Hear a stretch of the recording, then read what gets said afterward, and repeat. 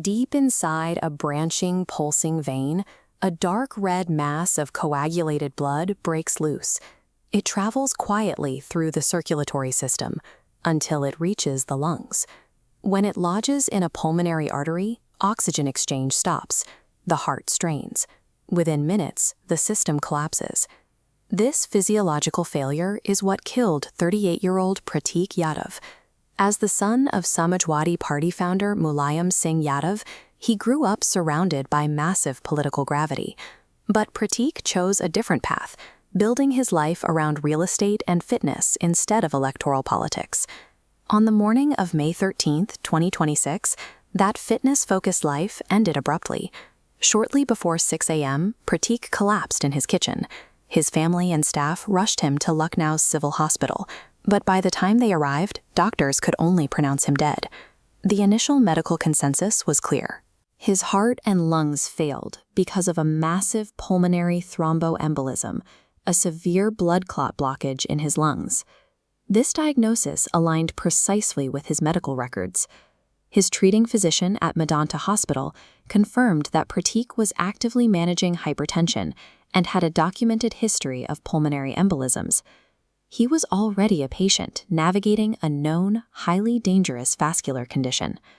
Medically, it appeared to be an open and shut case of a tragic health complication. Then, the official postmortem report leaked. Buried in the medical terminology was one specific word that turned a straightforward health crisis into a high-stakes political mystery. The autopsy revealed 6 distinct, severe blunt force injuries on Prateek's body. These were deep, pooled contusions on a man who supposedly died from an internal blood clot. Examiners documented a massive 14 by 7 centimeter contusion below his chest and heavy bruising under his right arm. The trauma continued down his extremities, with specific, deep bruising across the right elbow joint, the right forearm, and the left wrist. The forensic report classified every single one of these marks as antemortem. That means they were inflicted while his heart was still beating. These marks could not be dismissed as rough handling after his death, or even bruising from CPR attempts. Forensics analyzed the healing stages of the contusions, exposing a highly unusual timeline. 3 severe impacts were inflicted 5 to 7 days before his heart failed. The remaining 3 injuries were entirely fresh, inflicted barely 24 hours before his final collapse. This precise sequence forces an uncomfortable question. Why was a man in the final stages of a fatal lung blockage covered in fresh, severe bruises right before he died? There is an innocent, entirely medical explanation. According to a close gym partner, Prateek reportedly slipped and suffered a bad fall in his bedroom the night before his death. Because of his ongoing pulmonary embolism treatment, Prateek was taking prescription blood thinners.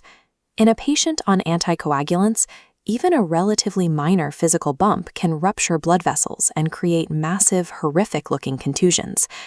But investigators have to weigh that pharmacology against the intense external pressures surrounding him. Prateek was operating under severe financial and psychological stress in his final weeks. He was actively pursuing a 4 crore rupee real estate fraud case. He had filed a formal police complaint accusing a former business associate of orchestrating an elaborate extortion plot. According to that documented police complaint, when Prateek demanded his investment back, the threats escalated. He reported that his former partners threatened to frame him for crimes and release fabricated audio recordings to destroy the Yadav family's reputation. The physical evidence leaves investigators trapped between 2 contradictory realities. Either Prateek suffered a tragic pharmacological accident compounding a natural disease, or he was subjected to physical violence tied to a high-stakes extortion plot. Any death involving the Yadav family commands immediate, intense scrutiny. The leaked autopsy details instantly triggered a political explosion across Uttar Pradesh. Samajwadi Party leaders moved quickly. MLA Ravidas Mehrotra publicly labeled the circumstances of the death suspicious and formally demanded an independent probe overseen by a retired high court judge. The scrutiny is amplified by the family's own cross-party divisions. Prateek's wife, Aparna Yadav, is a prominent leader in the rival BJP, adding a dense layer of partisan tension to the public narrative. Right now, the investigation is in a holding pattern. Forensic experts at King George's Medical University have preserved Prateek's heart, pulmonary materials, and viscera for advanced chemical and histopathological analysis. Until those laboratory results return, the truth exists in a volatile gray area. The initial autopsy definitively proved exactly how his heart stopped, but the timeline of those 6 antemortem injuries ensures the question of why he died remains a haunting mystery.